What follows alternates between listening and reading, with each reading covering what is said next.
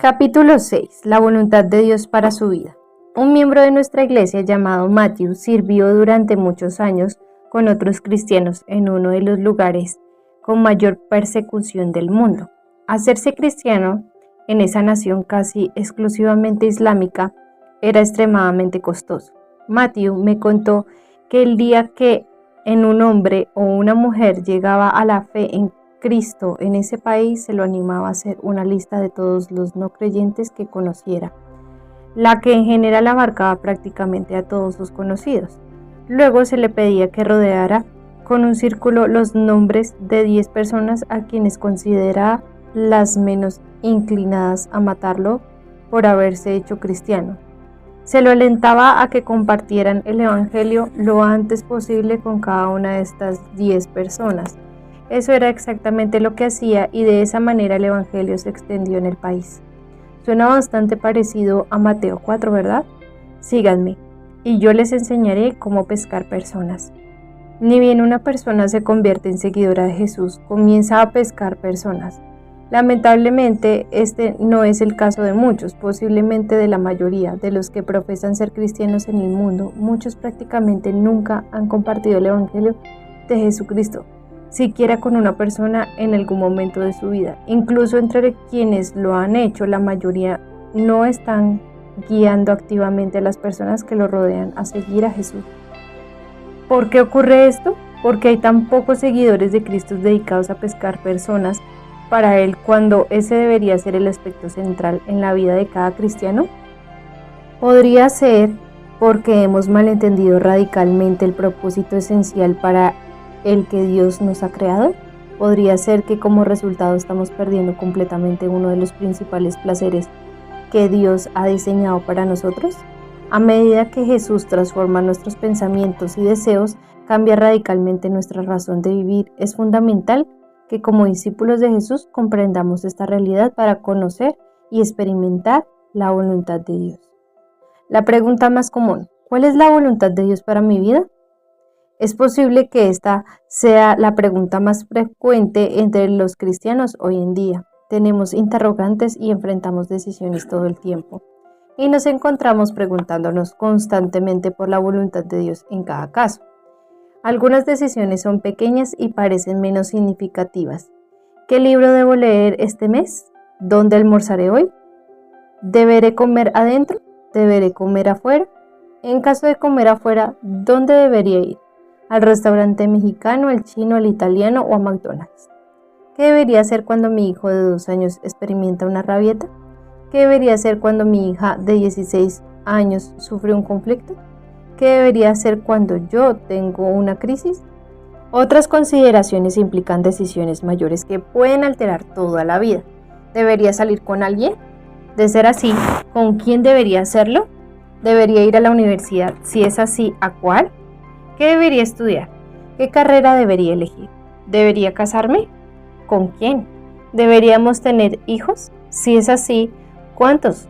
¿Dónde debería vivir? ¿Cómo debería vivir? Nos hallamos sepultados bajo toneladas de interrogantes y decisiones, y en medio de todo eso seguimos volviendo a la misma pregunta: ¿cuál es la voluntad de Dios para mi vida? ¿Qué quiere Dios que yo haga? ¿Cómo puedo conocer la voluntad de Dios para mí? Nos manejamos como si la voluntad de Dios se hubiera perdido y hemos inventado una serie de métodos para encontrarlas. Esta es el método del dedo del azar.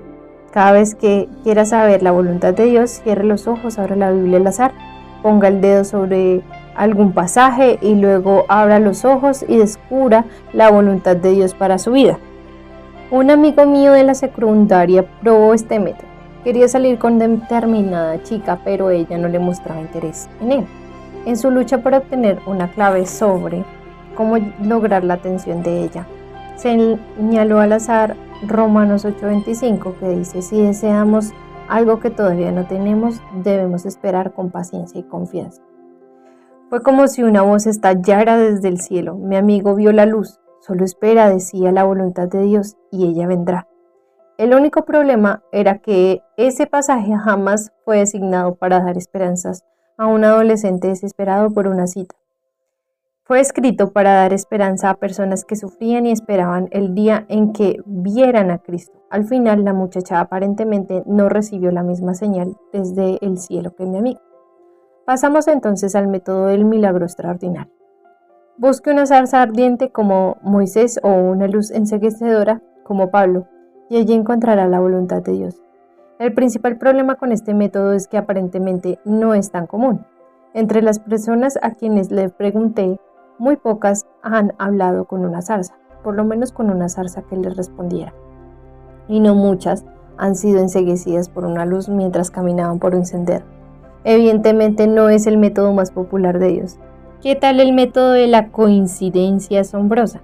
Este método nos indica que debemos estar atentos a las coincidencias asombrosas que aparezcan súbitamente e indicarnos qué debemos hacer.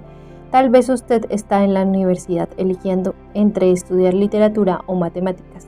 Se va a dormir y se despierta en medio de la noche. Mira el reloj despertador y lee 2:22. La siguiente oportunidad que se despierta de noche, el reloj marca 3:33. Piensa en algo que está pasando de manera que se acuesta la noche siguiente ansioso por la expectativa. Cuando se despierta, el reloj marca 4:44.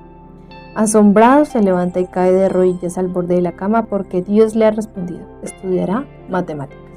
O tal vez Dios simplemente le está diciendo que debe tomar alguna de las medicinas de venta libre para comenzar a dormir mejor por la noche. Imagine que ese es el mismo estudiante universitario que está caminando por los senderos del campus pensando en la persona con quien Dios quiere que se case.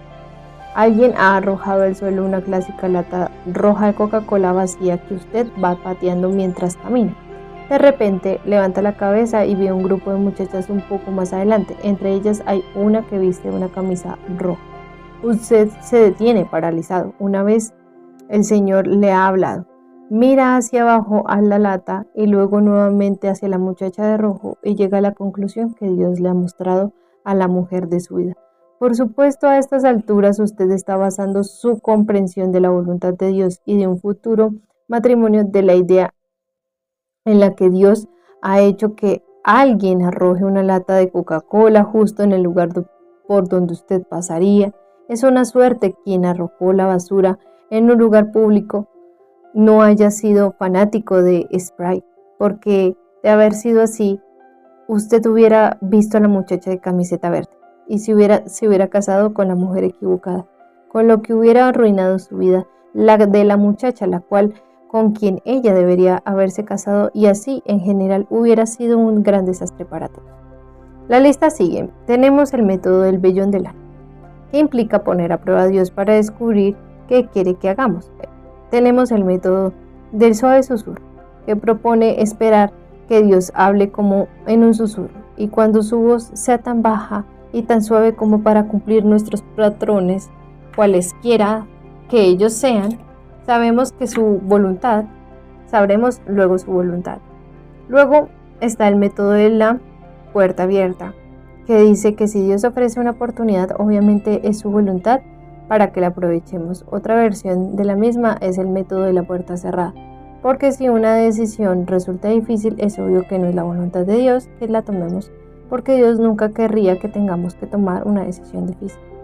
Con buenas intenciones nos esforzamos usando diversos métodos para encontrar la voluntad de Dios. No obstante, ¿qué pasaría si nunca fue la intención de Dios que tuviéramos que buscar su voluntad? De hecho, ¿qué pasaría si nunca se escondió de nosotros en primer lugar? Y si Dios el Padre nunca ha enviado a sus hijos en búsqueda cósmica de huevos de Pascua para descubrir su voluntad mientras Él permanece sentado en el cielo diciendo: frío, tibio, otra vez frío, sí, caliente? Y buscar así la voluntad de Dios en realidad deja de lado toda la cuestión de lo que significa ser discípulo de Jesús. El asunto más importante, consideremos cómo el discipulado transforma no solo nuestra mente y emociones, sino también nuestra voluntad. Usted y yo hemos visto que cuando venimos a Cristo morimos a nosotros mismos. Volviendo a las palabras de Pablo, cada uno de nosotros dice como cristiano: mi antiguo yo ha sido crucificado con Cristo. Ya no vivo yo, sino que Cristo vive en mí. Como seguidores de Jesús, nuestra vida está unida a la suya y nuestro camino está totalmente comprometido con su voluntad. Esto es justamente lo que ilustramos en el bautismo cuando comenzamos a ser seguidores de Jesús. Pablo preguntó a los cristianos de Roma: ¿acaso olvidaron que cuando fuimos unidos a Cristo en el bautismo, nos unimos a Él en su muerte? Pues hemos muerto y fuimos sepultados con Cristo mediante el bautismo, tal como Cristo fue levantado de los muertos por el poder glorioso de Padre. Ahora nosotros también podemos vivir una vida nueva. En el bautismo, el cristiano hace una declaración pública que él o ella ha muerto al pecado y vive para Cristo, así como Jesús murió, y también el discípulo muere a sí mismo, así como Jesús resucitó, también el discípulo vive en Cristo. El significado del bautismo se grabó en mi mente y en mi corazón durante el tiempo que compartí con hermanas asiáticos en las iglesias clandestinas. En una oportunidad estaba enseñando Mateo 28 sobre cómo hacer discípulos y explicando el mandamiento de Jesús de que los cristianos se bautizaran. Destaqué que para un nuevo seguidor de Cristo el bautismo es un paso esencial, necesario y no negociable de obediencia, porque simboliza su identificación fundamental con la muerte y resurrección de Jesús. Cuando terminé, dos de los hombres que estaban en la habitación, Lee y Juan, manifestaron que todavía no se habían bautizado y que querían hacerlo. De manera que al día siguiente uno de los pastores de esa iglesia, Jin, me pidió que enseñara más sobre el bautismo. Mientras repasaba pasajes como Romanos 6, súbitamente caí en cuenta. Estaba en un país donde era ilegal que estos hombres se identificaran como seguidores de Cristo por medio del bautismo. Era un punto de inflexión decisivo en su vida y una decisión potencialmente peligrosa para tomar. Conmovido por esa realidad, cerré la clase sobre la palabra recordándoles a Lee y a Juan que para ellos el bautismo podría resultar tremendamente costoso. Inmediatamente el pastor Gian pidió a Lee y a Juan que se acercaran al centro de la habitación. Todos se mantuvieron en silencio mientras los dos hombres se ubicaban. Gian miró a Lee, su hermano de unos 25 años que recientemente se había convertido a la fe en Cristo, y le preguntó directamente: Lee, ¿estás dispuesto a bautizarte sabiendo que te puede costar la vida? Con resuelta determinación, Lee miró a Gian y dijo: ya he sacrificado todo para seguir a Jesús. Sí quiero bautizarme. Juan era un adolescente que también había aceptado a Jesús recientemente. Frente al resto de las personas en la iglesia casera, Gian le preguntó: Juan, ¿estás dispuesto a bautizarte hoy, sabiendo que puede costarte la vida? Juan miró a Gian y con un ligero temblor en la voz dijo: Jesús es mi Señor, todo lo que Él me pida lo haré. Con eso, Lee y Juan fueron bautizados a riesgo de su vida. Al observar a esos hermanos identificarse con Cristo por medio del bautismo, supe que desde ese momento en adelante el futuro de ambos sería completamente diferente.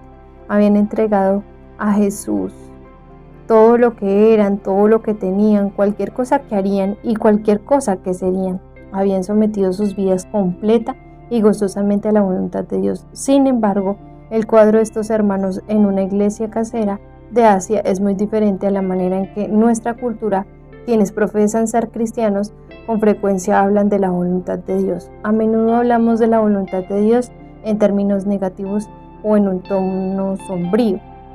No sé si estoy dispuesto a ir donde Dios quiera, suele decir la gente, o por lo menos pensarlo. Tengo miedo de donde quiera llevarme, y si me envía a África, ¿qué pasaría si me pide que reduzca el tamaño de mi casa? ¿Y si pone mi vida de vuelta y media? Como resultado, estamos ansiosos y dudamos en decir a Dios: iré donde quiera que me lleves, daré todo lo que me pidas. Sin embargo, ¿cómo puede un cristiano tener temor de decirle eso a Dios? Después de todo, Él es nuestro Padre. Si mis hijos me dijeran: papá, esta semana haremos lo que creas que es mejor para nosotros, ¿cómo piensa que respondería? ¿Les haría miserable la semana? Claro que no. Honraría su confianza en mí orientándolos a lo que fuera mejor para ellos. Yo no soy perfecto y no sé lo que es mejor para mis hijos el 100% de las veces, pero Dios sí lo es. Él es el Padre perfecto y no se equivoca. Desea nuestro bien más de lo que nosotros deseamos. Entonces, ¿no deberíamos someter gustosamente a nuestra voluntad a la suya? Esto es lo que significa ser un discípulo, declarado, demostrado en nuestro acto inicial de bautismo. Hemos perdido nuestra vida en Cristo y gozosamente nos hemos sometido a su voluntad. ¿Es esto cierto en su vida? ¿Está su corazón plena y resueltamente sometido a la voluntad de Dios, sin importar cuál sea? Si no es así, ¿qué está diciendo eso de su relación con Dios? ¿Subestima el cuidado de Dios como si Él no supiera lo que es mejor para usted? ¿Acaso podría estar sobreestimando su propia sabiduría frente a Dios, como si supiera mejor que Él lo que es bueno para su vida? Caminar en la voluntad de Dios. Esas interrogantes nos llevan a comprender que mucho más importante que tratar de buscar y de hallar la voluntad de Dios es sencillamente conocer a Dios y confiar en Él. Anhelamos fórmulas mecánicas y respuestas fáciles para la voluntad de Dios, y todos los métodos que mencioné antes, el dedo al azar, el milagro extraordinario, la coincidencia asombrosa, el vellón de lana, el susurro suave, la puerta abierta, la puerta cerrada, son ejemplos de lo mismo. Queremos encontrar atajos hacia la mente de Dios, pero eso no es lo que Dios quiere, o debería decir, no es la voluntad de Dios. Su principal preocupación es conseguir que usted o yo pasemos del punto A al punto B, por medio del camino más rápido, más fácil, más suave y más despejado posible. En lugar de eso, su mayor interés es que usted y yo lo conozcamos con más profundidad, de manera que podamos confiar completamente en Él. Después de escribir Radical, recibí todo tipo de preguntas y comentarios acerca de aspectos específicos de la vida cristiana en Estados Unidos. La gente me preguntaba, ¿en qué consiste el estilo de vida de una persona radical? ¿Qué tipo de vehículo debería usar? ¿Es que no debería usar ninguno? ¿Qué clase de casa debería tener? ¿Se supone que debería adoptar un niño? ¿Debería viajar al extranjero a alguna misión? Encontré un tanto perturbadoras estas preguntas. Aunque sinceras y honestas, sentí que las personas estaban buscando una casilla para llenar o un criterio para seguir que les asegurara que estaban obedeciendo a Dios. No obstante, si no tenemos cuidado, estas preguntas dejan de lado el núcleo de lo que significa seguir a Jesús. Fuera de los mandamientos de Cristo en las Escrituras, no tenemos ningún conjunto de reglas o normas respecto a cómo se aplican en nuestra vida estos mandamientos radicales de Jesús.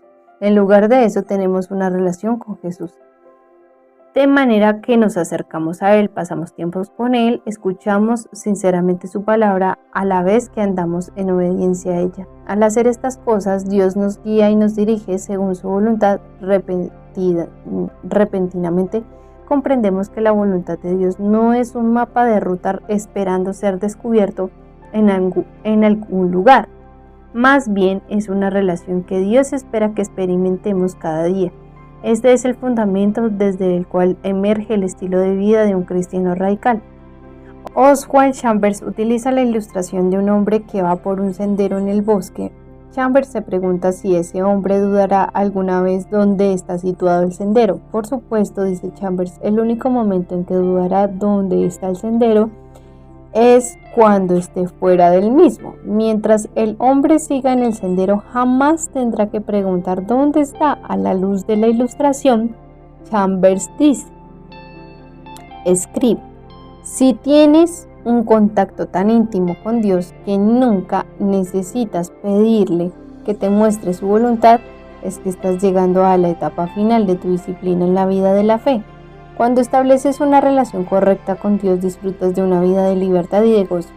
Tú eres la voluntad de Dios y todas tus decisiones acertadas son su voluntad para ti, al menos que Él te diga lo contrario. Eres libre para decidir a la luz de una perfecta y agradable camaradería con Dios, con la certeza de que si tus decisiones están equivocadas, Dios siempre te lo mostrará, y cuando lo haga, detente inmediatamente. La meta del discípulo de Jesús entonces no es responder a la pregunta ¿cuál es la voluntad de Dios para mi vida? En lugar de eso, la meta es hacer la voluntad de Dios sobre una base diaria y continua. La voluntad de Dios revelada. Cuando más conocemos a Dios y cuanto más hacemos su voluntad, entendemos mejor lo absurdo que es pensar que Dios siquiera quisiera esconderla de nosotros. Más bien comprendemos que el deseo de Dios de que conozcamos su voluntad es exponencialmente mayor que nuestro deseo por conocerla. Dios desea tanto que conozcamos su voluntad que nos revela en su palabra. Dios tiene una voluntad y la deja en claro. De tapa a tapa de la Biblia, la voluntad de Dios es redimir a los hombres y mujeres de toda nación, tribu, lengua y pueblo por medio de su gracia y para su gloria. Al comienzo de la historia, Dios creó al hombre y a la mujer para que disfrutaran de su gracia y extendieran su gloria por toda la tierra. Luego los patriarcas nos muestran cómo Dios bendice a su pueblo para que su bendición se extienda a todos los pueblos. El salmista del Antiguo Testamento sabe que esta es la voluntad de Dios, pero es tu hora. Que Dios tenga misericordia y nos bendiga, que su rostro nos sonría con favor, que conozcan tus caminos en toda la tierra y tu poder salvador entre los pueblos por todas partes. Los profetas repiten este clamor conectando la salvación de Dios para su pueblo con la voluntad de Dios de salvar a todos los pueblos. El libro de Isaías termina con la promesa de Dios de enviar a su pueblo a todas las naciones para declarar su gloria. Reuniré a todas las naciones y a todos los pueblos, y ellos verán mi gloria. Realizaré una señal entre ellos y enviaré a los sobrevivientes a que lleven mi mensaje a las naciones, que no han oído de mi fama ni han visto mi gloria. Allí declararán mi gloria ante las naciones. Habacuc profetiza el día en que, así como las aguas llenan el mar, la tierra será llenada del conocimiento de la gloria del Señor. La voluntad de Dios de ser adorado entre las naciones continúa en el Nuevo Testamento. En los Evangelios, Jesús termina su tiempo en la tierra enviando a sus seguidores a todas las naciones. Les dice a sus discípulos que hagan discípulos, prediquen el Evangelio y proclamen su gloria hasta los lugares más lejanos de la tierra. La historia de la Iglesia y las cartas en la Iglesia del Nuevo Testamento revelan el mismo énfasis. En Romanos 15, Pablo describe el propósito de la muerte de Cristo en la cruz diciendo: recuerden que Cristo vino a servir a los judíos para demostrar que Dios es fiel a sus promesas que les hizo a los antepasados de ellos. También vino para que los gentiles les dieran gloria a Dios por la misericordia que Él tuvo con ellos. En otras palabras, Cristo no murió solamente por Israel, el pueblo de Dios del Antiguo Testamento, sino para que todas las naciones alaben a Dios por su salvación. Como resultado, solo pocos versículos más adelante, Pablo describe cómo su voluntad ahora está sometida a la voluntad de Dios, diciendo: mi gran aspiración siempre ha sido predicar la buena noticia, donde nunca antes se ha oído el nombre de Cristo, para que los que nunca se enteraron de Él y los que nunca oyeron de Él entiendan. Pedro repite este mismo propósito de Dios en la historia, diciendo que Dios no quiere que nadie sea destruido, quiere que todos se arrepientan. Al concluir la Biblia, finalmente se cumple la voluntad de Dios de salvar a los hombres y a las mujeres de toda nación, tribu, pueblo y lengua. Juan escribe en Apocalipsis 7, 9 al 10: después de esto vi una enorme multitud en todo el pueblo y toda nación, tribu, lengua, que era tan numerosa que nadie podía contarla. Estaban de pie delante del trono y delante del Cordero, vestían túnicas blancas y tenían en sus manos ramas de palmeras y gritaban con gran estruendo: la salvación viene de nuestro Dios. Está sentado en el trono del Cordero. La voluntad de Dios es clara, de tapa a tapa en las Escrituras, desde el principio hasta el fin.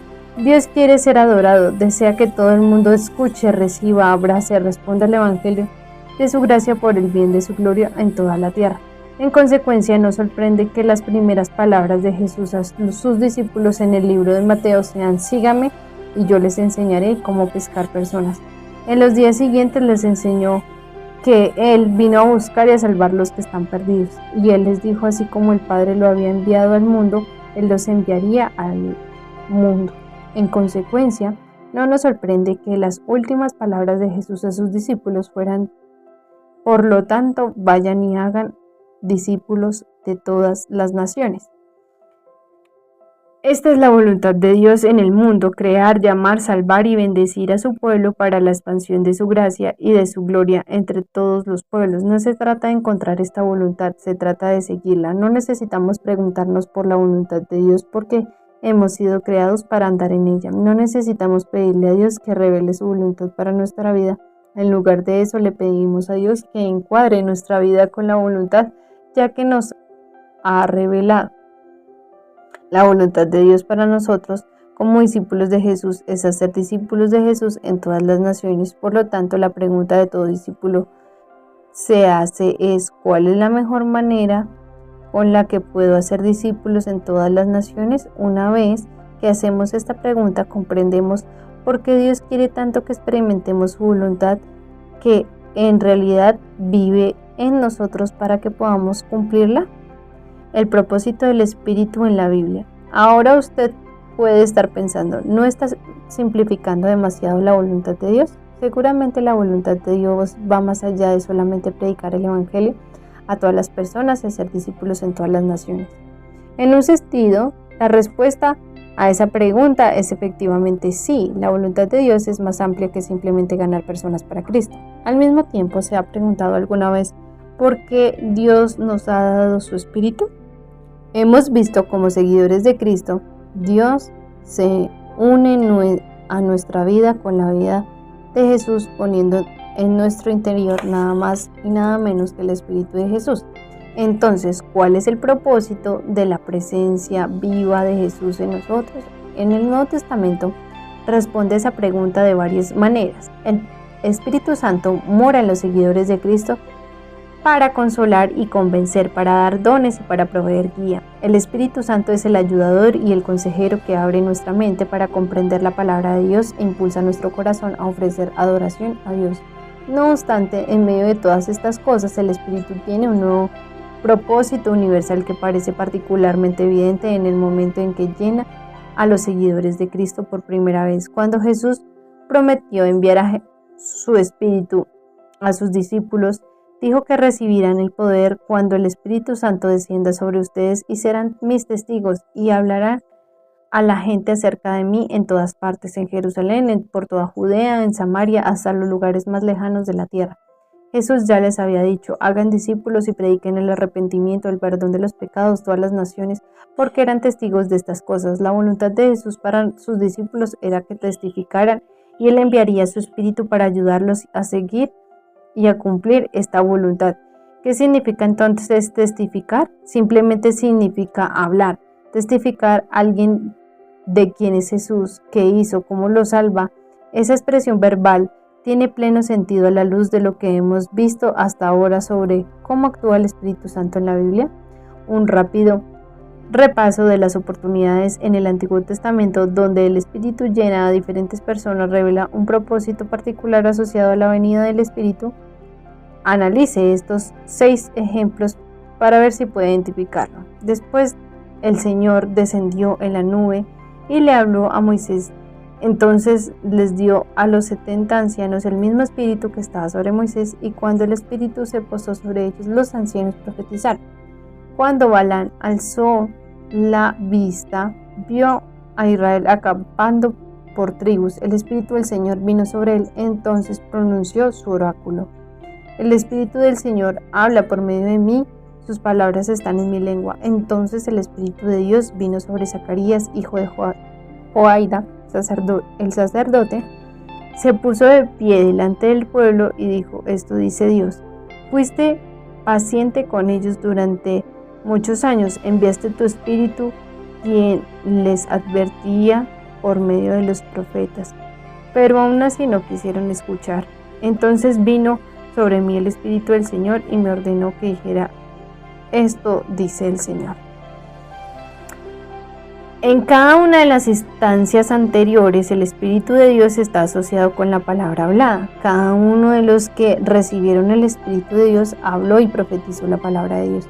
Cuando llegamos al Nuevo Testamento vemos 8 oportunidades diferentes en que Lucas describe personas que recibieron el Espíritu Santo. Analice estas 8 instancias y vea si reconoce un propósito común en ellas. Juan el Bautista: será grande a los ojos del Señor. No deberá beber vino ni ninguna bebida alcohólica.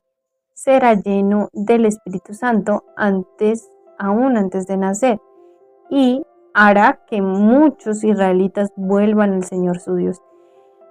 Y Elizabeth se llenó del Espíritu Santo. Elizabeth dio un grito de alegría y exclamó a María. Su padre Zacarías se llenó del Espíritu Santo y dio la siguiente profecía. Todos los discípulos fueron llenos del Espíritu Santo y comenzaron a hablar en otros idiomas conforme el Espíritu Santo les daba esa capacidad.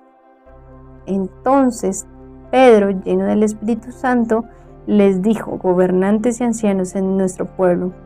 Después de esta oración, el lugar donde estaban reunidos tembló y todos fueron llenos del Espíritu Santo y predicaban con valentía la palabra de Dios.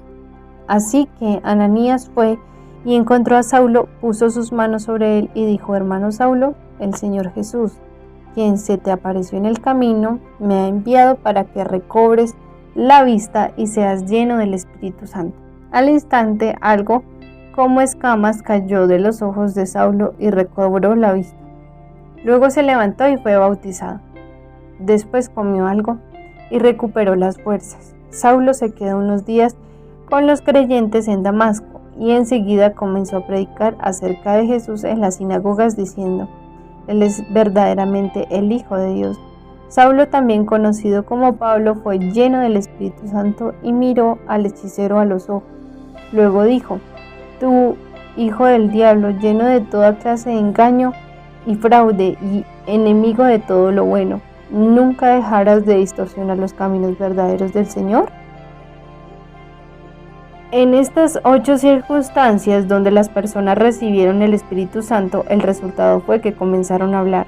Cuando la Biblia repite una y otra vez algo así, tanto en el Antiguo Testamento como en el Nuevo Testamento, hacemos bien en prestar atención. La venida del Espíritu al pueblo de Dios está claramente ligada a un propósito particular: la proclamación verbal de la palabra de Dios y el cumplimiento final de la voluntad de Dios.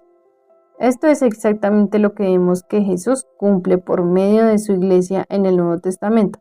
Aunque Jesús asciende al cielo en el primer capítulo de Hechos, todavía sigue trabajando. Jesús derrama su Espíritu en poder sobre su pueblo. Añade diariamente a la iglesia a los que son salvos y Jesús se aparece ante Pablo para salvarlo, llamarlo y difundir el Evangelio a las naciones. Él aparece ante Pedro para guiarlo a aceptar a los gentiles en la iglesia. Cuando Jesús es adorado en Hechos 13, Él aparta a Pablo y a Bernabé por medio de su Espíritu para que el Evangelio se extienda a nuevas regiones. Jesús guía a su pueblo a diferentes ciudades en diversos momentos. A medida que se predica el Evangelio, Jesús toca corazones para que puedan creer.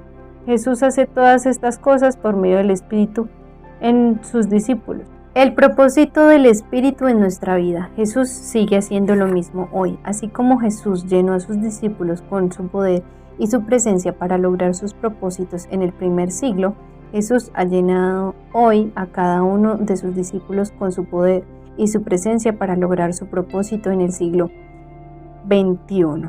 Sin embargo, tendemos a perder de vista esto, incluso en la forma en la que hablamos del Espíritu Santo. Con frecuencia oigo a cristianos decir: bueno, yo comparto el Evangelio cuando el Espíritu Santo me guía. Como ocurre con afirmaciones similares a esta, tienen algo de verdad. Queremos que sea el Espíritu Santo quien nos guíe en todo lo que hacemos. Al mismo tiempo debemos recordar que el Espíritu vive en nosotros con el propósito explícito de difundir el Evangelio por medio de nosotros. Si usted tiene el Espíritu Santo, oficialmente puede considerarse guiado para compartir el Evangelio. No necesita esperar un cosquilleo en la columna, ni que aparezca en el cielo un mensaje especial para sentirse guiado a hablarle a la gente de Jesús.